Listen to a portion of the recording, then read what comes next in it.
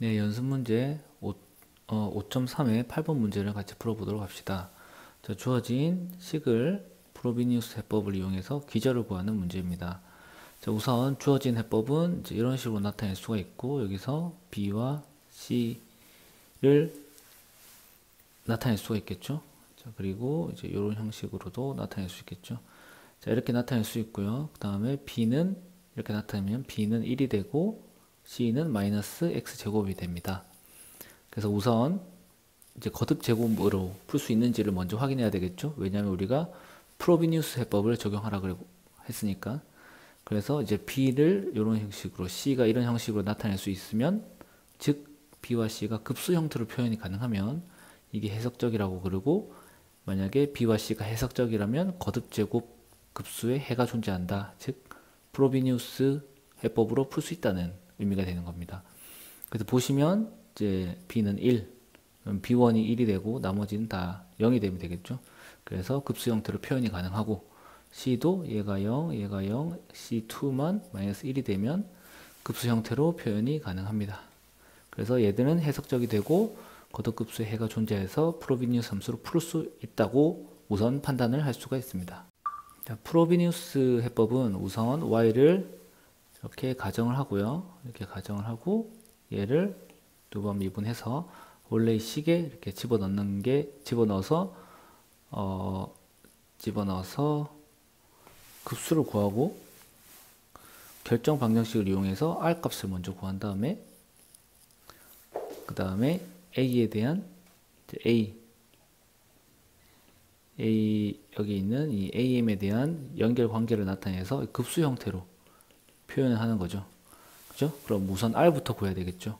이 결정 방정식의 r은 어떻게 구하냐면, 이 값들을 대입을 해주고 가장 낮은 차수에 있는 값을 풀어주면 이제 r 값이 나오게 됩니다. 그래서 위에 있는 값을 넣어주고 전개를 하면, 자, 요렇게 전개가 되고요.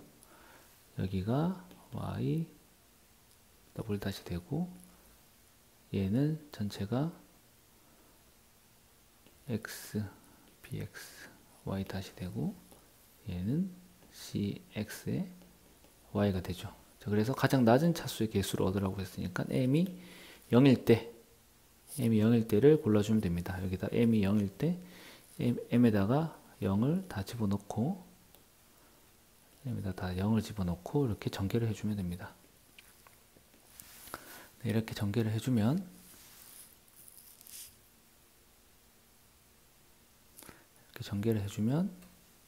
이렇게 정리를 할 수가 있고요. 이렇게 정리를 할 수가 있습니다. 그래서 얘들은 0이 되면 안 되니까 얘가 0이 돼야 되죠. 그래서 우리는 이렇게 구할 수가 있습니다. 사실 처음부터 우리가 이런 형태로 나타낼 수 있고, B와 B0와 C0를 알고 있다면, 이런 형태가 주어져 있다면 바로 대입을 하지 않고 바로 결정 방정식으로 내려올 수도 있습니다. 하지만 이제 유도하는 법을 보여드리기 위해서 이렇게 시작한 거고, 여러분들은 바로 이제 이쪽으로 내려오셔도 됩니다.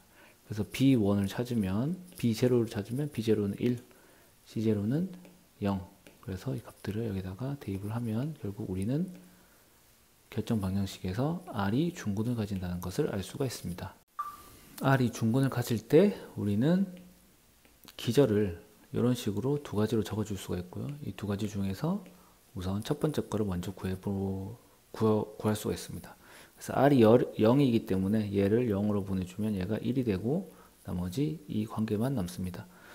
여기서 우리가 해줘야 되는 게 이 개수들의 관계식을 얻는 게 우선입니다. 그래서 위에서 주어졌던 이 식을 이제는 m이 0이 아닐 때 차수를 이제 계속 비교를 해 나가면 됩니다. 그래서 r이 0이라고 우선 얘기를 했으니까 주어진 식으로부터 얘를 다 0으로 놓고 0, 0, 얘도 0, 0으로 놓고 이제 풀어주면 이렇게 되고요. 그다음에 c도 마찬가지로 얘 얻고, C2가 마이너스 1이었고 얘가 1이었죠. 그죠? 처음 주어진 식을 그대로 이용해서 이렇게 다시 식을 적어주게 되고요. 여기서 개수들 간의 상관관계를 얻을 수가 있습니다. 그래서 m이 0일 때 쭉 나열해서 쓰고 m이 1일 때, m이 2일 때 이렇게 나열해서 씁니다. 그래서 우선 여기 있는 급수를 이렇게 나타내고, 두 번째로 여기 있는 급수를 여기 나타내고, 세 번째로 여기 있는 급수를 이렇게 나타냈습니다. 자, 그 다음 뭐 해야 되죠? 차수별로 묶어줘야 되죠. x에 대한 차수, x제곱에 대한 차수, 세제곱, 네제곱, 다섯제곱에 대한 차수로 이렇게 쭉 묶어주면 됩니다. 그래서 이 값들이, 이 상수값들이 다 0이 돼야 되죠.